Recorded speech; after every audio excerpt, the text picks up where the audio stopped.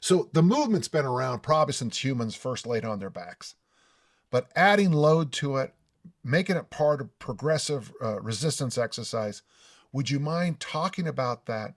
And then from there, we're specifically the hip thrust. Let's do that first, and then we'll move to glutes next. Okay. Okay. Tell me Yeah, about the hip I thrust. got it all right here because I just recorded a video for this. So, Oh, okay. So it's all right up here. So what you talked about, the old strongman era, the other thing they did was neck bridges.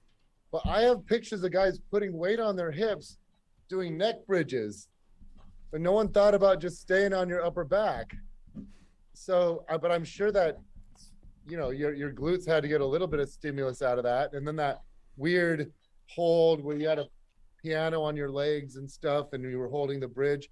But those weren't really glute purposes. But I had never seen that stuff till down the road.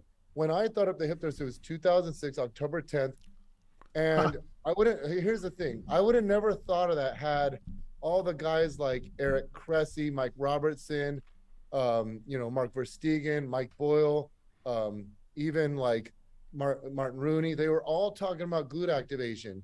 And I was more of a bodybuilding type. Like I wanted glutes because I've always never had huge glutes. So the fact that I have some glutes now, I love it because I had nothing growing up. That's why I became the glute guy.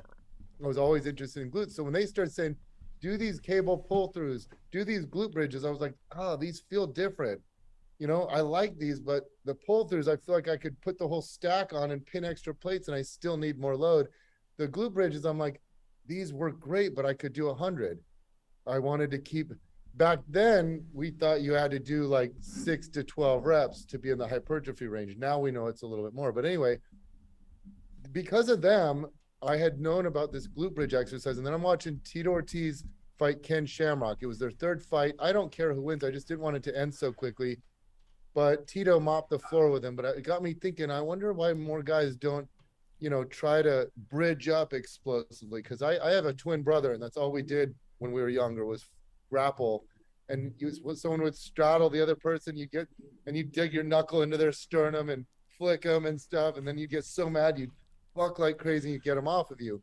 I realize in jiu-jitsu it's more complicated, especially if they get their hooks in and stuff. But either way, in MMA, they're not getting their hooks in, they're just ground and pounding. You'd think if they had strong glutes, you'd throw them off you. So it's about 9:30 at night. I'm watching this and I went, I wonder if there would be a way to strengthen that motion. But you can't be like, say you and I are training partners. Hey, Dan, will you straddle me? I'm going to pump out 50 glute bridges. That's not really appropriate. So I was like, how could you add load? And then I was like, well, how do you add range of motion? Because that's another problem. It's just a short little, what if you could sink deeper? So this is the same reverse hyper that I used then.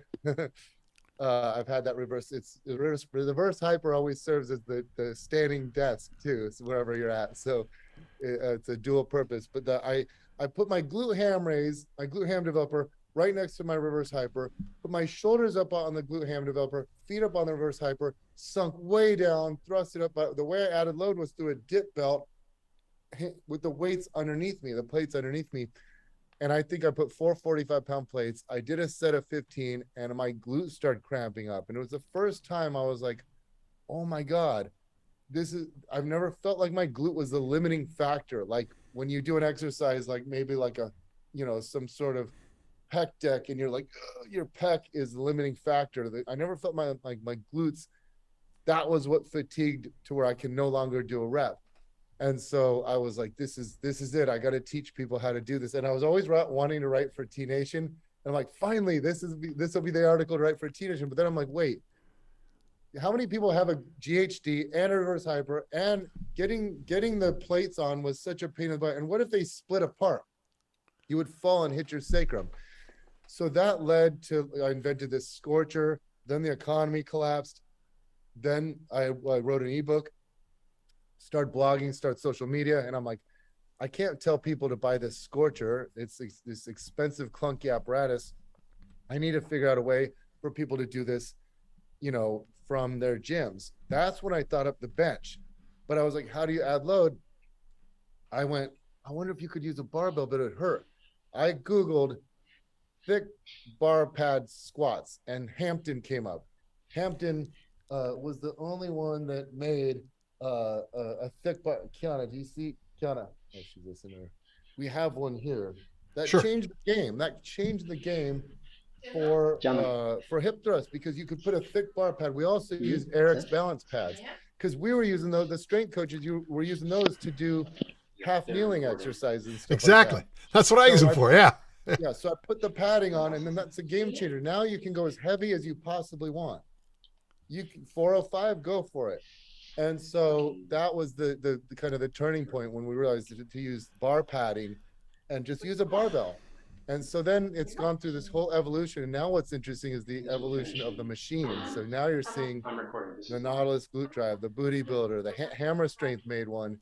And I love it. The hammer strength's my favorite right now. But anyway, now that's the new generation for hip thrusting because people like hip thrusting, but it's a pain in the ass to set up in commercial gyms. No one wants to wrestle all these plates on the floor. So it's nice to have these plate loaded ones that are elevated. So you just load on the plates. But anyway, back to what you're saying, there's this big controversy. When I came out with it in 2009, when I wrote my first article for T Nation called Dispelling the Glute Myth, that would have been the time for everyone to be like, Bret, this is awkward. We're doing that exercise here at this gym. Well, no one said that because no one ever did barbell hip thrust. And now that it's 16 years late, in basically a few weeks, it'll be the 16-year anniversary. Now I get accused all the time, like we were doing that in the 80s. My dad was doing that in the 60s. And it's such a funny argument because I go, oh my God, that's amazing. Can you just send me a picture? Send me a video picture, any evidence, and then I will post it on my blog. I think it would be cool. And they always say, LOL, no one had cameras back then. But I'm like, Dan, you and I grew up consuming. We were obsessed with like. It would be in those magazines there. Right. Yeah. Right. Yeah. The magazines, the books. It would even be in the background of like pumping iron. You'd see someone doing a hip thrust. So but here's the funny thing. Someone did send me. This was hilarious because I'm just used to people sending me stuff and then I debunk it. But Beyonce, so there was a VH1, VH, is that MTV and there was like VH1. Whatever, yeah. There was a documentary on her in 2003. This is 3 years before I thought up the hip thrust. And there's a video clip of her using one of those pre-made bars.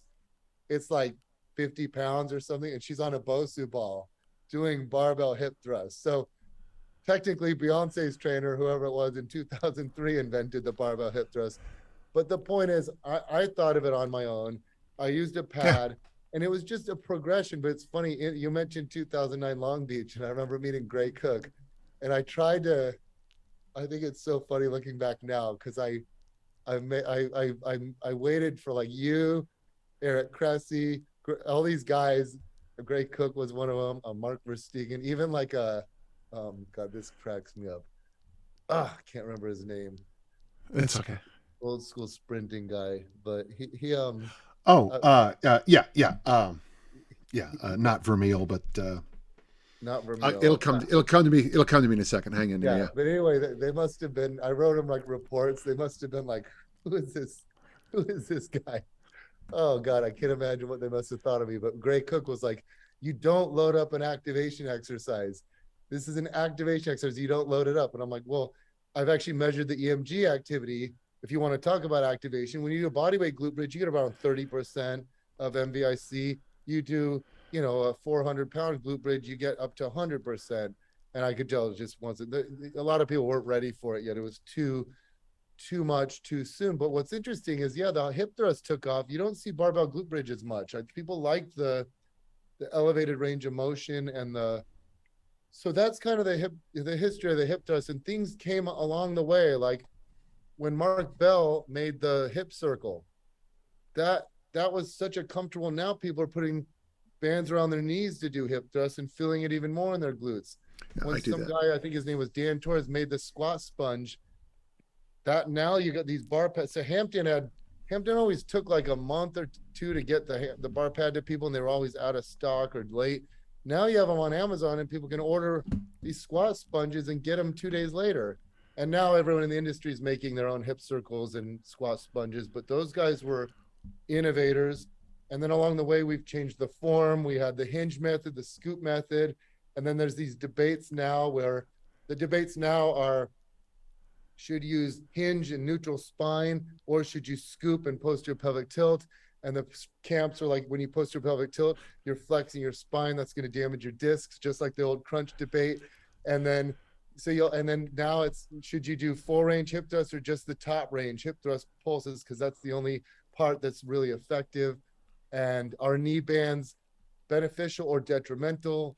To me, of course, they're beneficial. You feel it, but people will say what you feel is a lie. And it's, I don't know, they say all these weird things like, you know, only certain fibers of the glutes were meant to abduct, but when you're down in hip flexion, it's different. And they'll say, you're fighting against your body's natural. And I'm going, no, it's an amazing invention, but people just, there's always controversies. And 10 years from now, there'll be new controversies.